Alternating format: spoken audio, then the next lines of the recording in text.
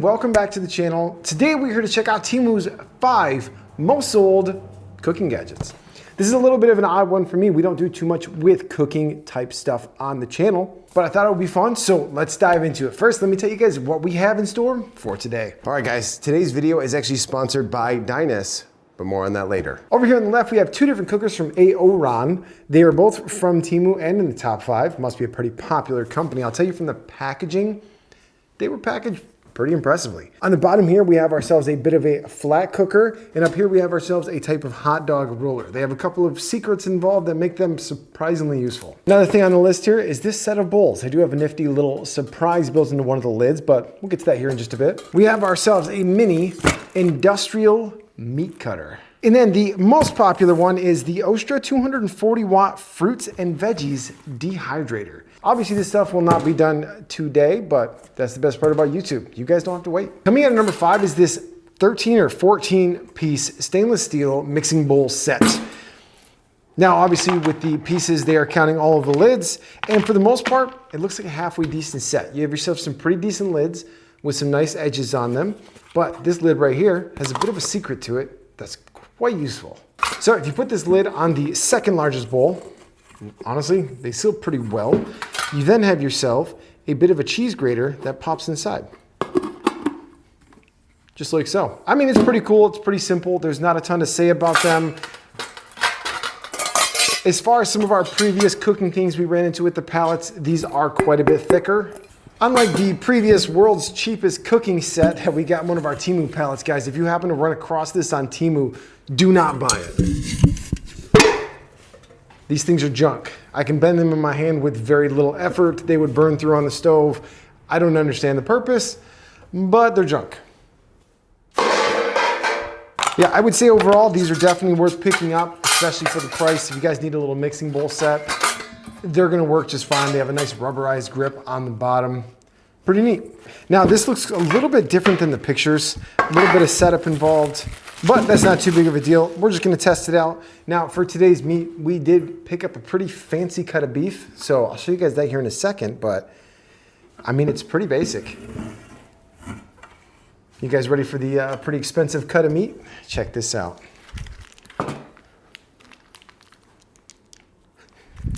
That's right, we have ourselves some Kogel's all beef skinless.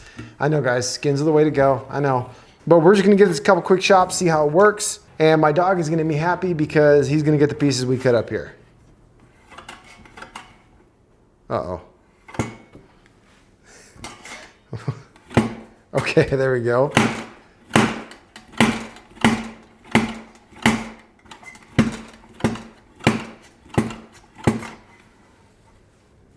Knife itself is extremely thick.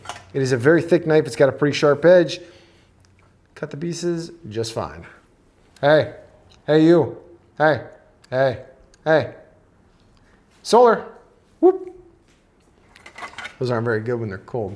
All right, we're gonna leave these right over here and I will feed them to the dog as the channel goes so they don't go to waste.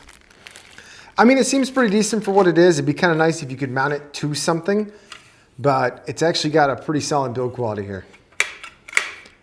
I'd say it's definitely worth the cost. As far as range of motion, what you're gonna fit in there, honestly, you could fit a ham in there. Come through, chop the layers. Now, I will say you might wanna sharpen the blade if you're doing anything much stronger than a hot dog, but it does come off here with a single bolt, so totally doable. Now, if they put one of the Temu knives we reviewed about a year ago on there, you would never have to sharpen this thing. This is one of the Temu knives I bought in the very first knife review I did, actually over a year and a half ago. I use these things whenever I'm cooking anything. Whole set of 12 for like $110, still one of my highest recommended knives on Temu. I have not sharpened a single one of these, and they are all just crazy sharp, just like butter. I know this is a hot dog, not a great representation, but you get the idea. All right guys, today's video is sponsored by Dyness, specifically their 12.8 100 amp hour Life PO4 battery. Dyness is an extremely budget-friendly brand oriented towards quality for helping you get off grid. Be that in your RV, camper, trailer, house, or just out in the wilderness in your day-to-day. You pair this with any inverter and you are going to have power all day long. And currently this unit is actually on sale for $139.99. Definitely one of the best price offerings for the size and the quality you're gonna get. I mean, at that price, it's kind of hard to argue with. So these are basically your introduction to being able to get power anywhere you need it without breaking the bank. Whether you're in your house with an inverter or whether you want to stack 8 or more of these together to take yourself completely off grid, the quality here is going to have you covered. Whether you're trying to get power off grid or add power to your winch, this battery is going to do it without any issues. Now, really cool part. You guys can see it's snowing out here. This battery will work down to -4 degrees Fahrenheit. It is best to charge it at 32 degrees and above, but don't worry, it has built-in protections that will stop you from harming the battery if you accidentally forget. A couple other really cool use cases for this. I don't know if you guys remember the trailer we built a few months ago, but this is our scooter and bike charging trailer that is powered now by the Dyness batteries. So we have the battery stored right inside and connected up to our inverter, which is charged by our solar panel. Basically free power, guys. After being out in the snow and cold all that time, the battery is going to be just fine because it is IP65, water and dust rated. But with that said, now let's take a look at the app. If you say wanted to add this battery to the app, you just follow the steps here on the screen. There are many, many other options in this app. It's going to allow you to track and manage your entire power grid. And when you're outside, inside, doesn't really matter. Its IP65 rating is going to keep it working in pretty much any weather you throw at it. On top of that, we haven't even talked about the Bluetooth yet. The Bluetooth functionality in this thing is absolutely fantastic. It's going to allow you to track and manage the health of the battery, the charge state of the battery, the output of the battery, and inside of the app here, you can actually go much, much further. Whether you are using this thing in a trailer to haul a car, in a camper, in your house, or even in a homemade bicycle charging trailer. Yes, that's a real thing. Dyness is gonna have you covered with great quality, IP65 water rating, and Bluetooth connectivity to monitor and track your power usage, power storage, and power levels throughout your entire day. Make sure to check out the link in the description below. Thank you to Dyness for sponsoring this video, guys. Seriously, you'll be seeing this battery around quite a bit. Now, let's get back to the food.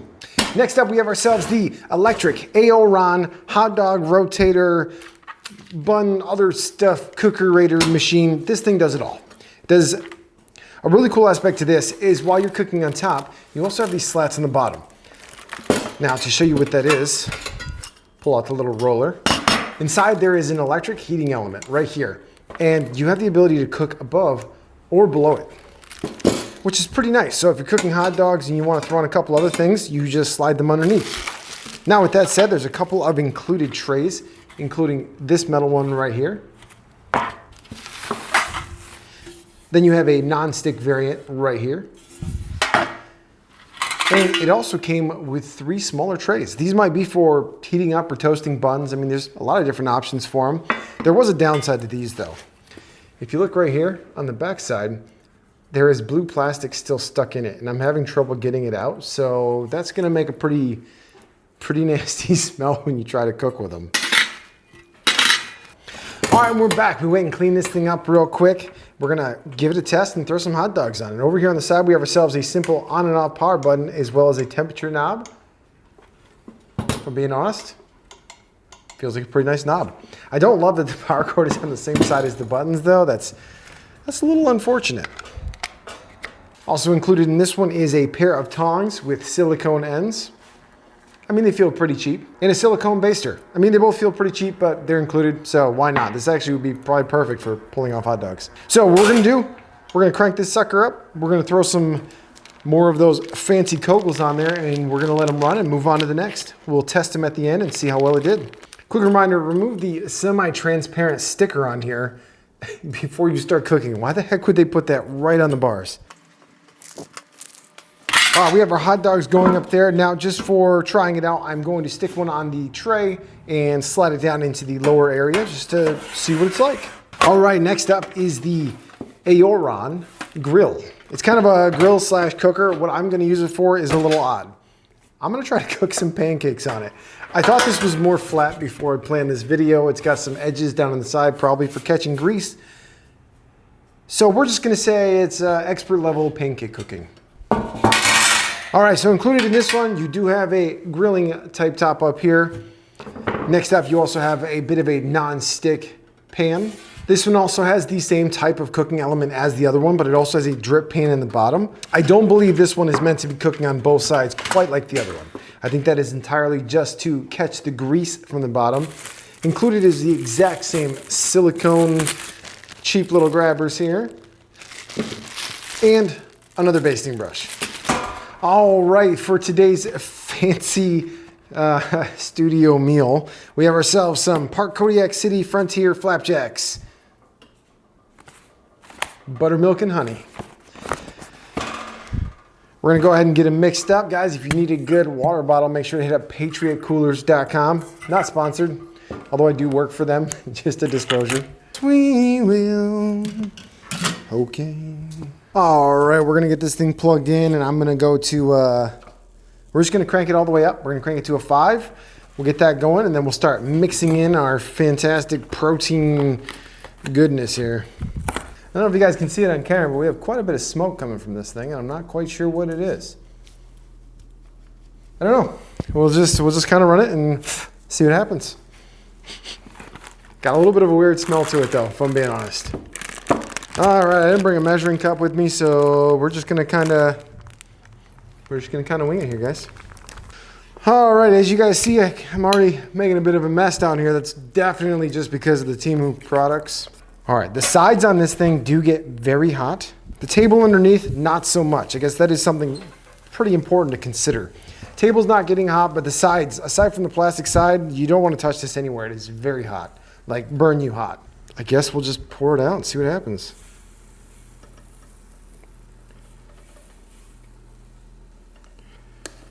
All right, those are gonna be huge, but that's fine, that's fine. Yeah, cooking on this thing also puts off a ton of radiant heat. Like it is, there is like a bubble of burn on my face right now. Hot dogs seem to be coming along pretty good. Got a nice color to them. I mean, yeah, let's zoom in here. This thing is cooking 400 degrees. This sucker is hot. Then over there, you guys can see what we got going on over there. But that means I gotta flip these like right now. We'll keep the thermal camera out. We'll check it out here more in just a little bit. Oh, we got some smoke. Oh boy. Oh, I already cooked them a little too much. I mean, it's gonna work just fine, but these ones are gonna be a little crispy on one side. It's fine. The nonstick is working. Even the little crumbs on the side just fall right off. Who knows what kind of chemicals that's gonna put in our bodies. I don't know. I don't know. All right, guys, 5 might be a little bit too hot for pancakes. I'm gonna crank it down to 3. I don't think you're supposed to cook pancakes at 400 degrees. It's impressive though, because it only took about 2 minutes to get there. The question is, are they done on the inside? We'll check that out here in a little bit. For now, let's go ahead and cook up the rest. I'm gonna try to make them a little thinner this time. All right, turning it down has not done much to lower the temperature. We're still at 352. Obviously the radiant heat is gonna stick around for quite a while, but on the bright side, guys, this sucker, it gets hot and it stays hot fast. Like, not bad. We are sitting about the exact same temperature. I mean, they're using the exact same cooking grates in the center. It is from the same company, so that does make sense. That makes sense. Yeah, we're down to about 350 degrees. I actually might have wanted to keep it up a little bit. It's all right, we can salvage this. Everything's fine. Oh no. This is my fault. This is not the cooker's fault. So my only comparison with the hot dog cooker right now is that it's cooking way faster than my previous hot dog cookers. I had a couple from the company Nostalgia, just kind of the Walmart brand, you know, for home movie theaters. It worked good, but it took about 45 minutes to actually cook them. All right, we're gonna go back up to 395. The puppy is at 78. I mean, what do you guys expect? I'm a tech channel, so messing up pancakes it's pretty much guaranteed. This in here looks pretty well cooked. Let's see, cooked at the same time. All right, just a little inside view of one of the pancakes. Looking pretty good. Now, I've never tried this brand of pancake. I'm a fairly low carb kind of person. So in general, I stick with the 0 sugar type stuff, low carb type stuff, you know. Let's give her a quick taste test here. Tastes pretty good to me. Honestly, for the price, a decent little cooker, a lot better than the ones I've gotten from Walmart. All right, coming back to the hot dog cooker. It has been about 15 minutes since we got this one rolling. We're gonna go ahead and get these off of here now because they are looking done. Yeah, looking pretty good. Now, benefit to this one over the other unit is I'm touching the sides. I'm able to grab it, lift it up, move it around without getting burned. The other one, every single surface on that was hot except for where the cord plugged in. All right, let's go ahead and cut this off. All right, let's go ahead and check out our results here. This is the one that was on the, this right here is the one that was on the bottom. You can see it's a little bit charred, but it's actually charred almost all the way around. So for sitting on the bottom, not bad. And the 3 rolling up top are just pretty well evenly cooked all the way around. You can see the one here that was closest to the middle, a little more cooked on the inside. All right, a little bit of ketchup. Now, another fun fact, guys, this cutting board right here is actually from one of my first Temu hauls, and we've kind of been using it ever since.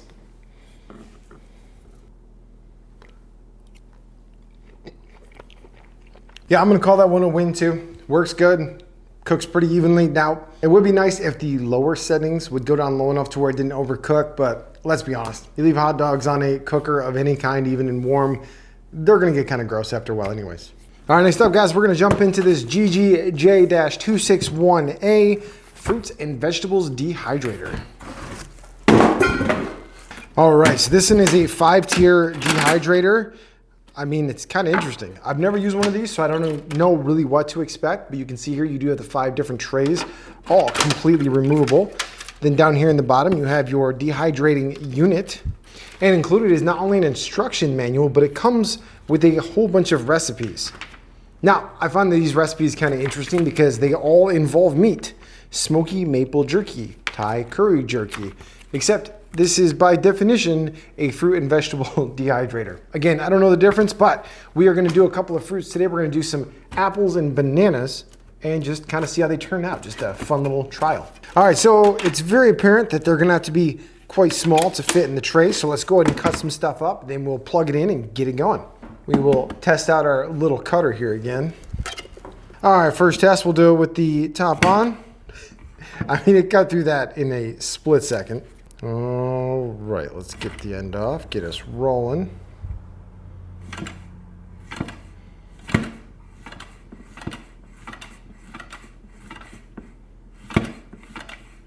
Actually, that was a lot better experience than the hot dog. Oddly enough, bananas. All right, so we will go 1 tray down. We will load it up with the bananas.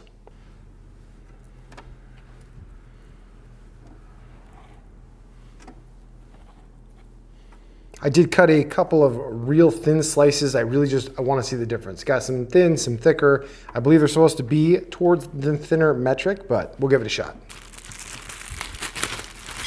For the apples, we have ourselves some Gala apples.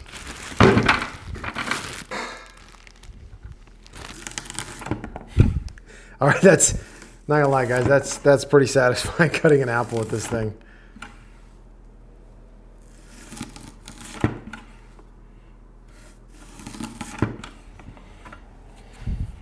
Pretty satisfying little slice there. What do you think? All right, we're gonna go ahead and get her loaded up. We're gonna do 2 levels of apples because they're gonna take up a ton of space, but we're gonna try to cut them in different ways to see if it makes much of a difference.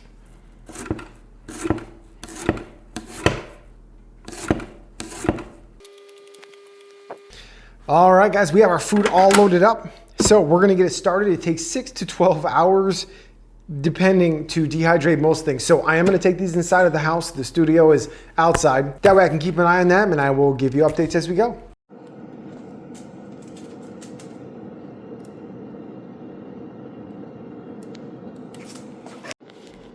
All right, guys, just a quick 4-hour in update.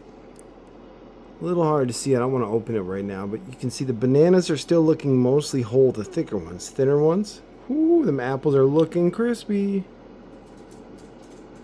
Okay, for the last part, we are checking out the final results on the dehydrator. So we let this sit for roughly about 13 hours. I checked it after 6, I checked it after 12. After 12, it didn't seem quite right, but that's mostly on me because I didn't realize that you need to let this stuff cool down before you try it. There's our apple, our banana, and our skinnier, smaller apples. Now, there are still a ton of trays left we didn't even try, so lots more space than what we did here.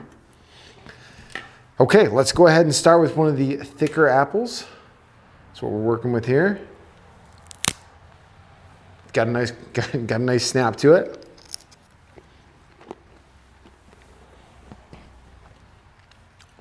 Oh yeah, that's pretty good. Which is like the ones you'd buy in the store. That's pretty awesome. I might be a little more excited about this than you'd expect because I've never actually done this at home. So, all right, next up we will try one of the real thin bananas.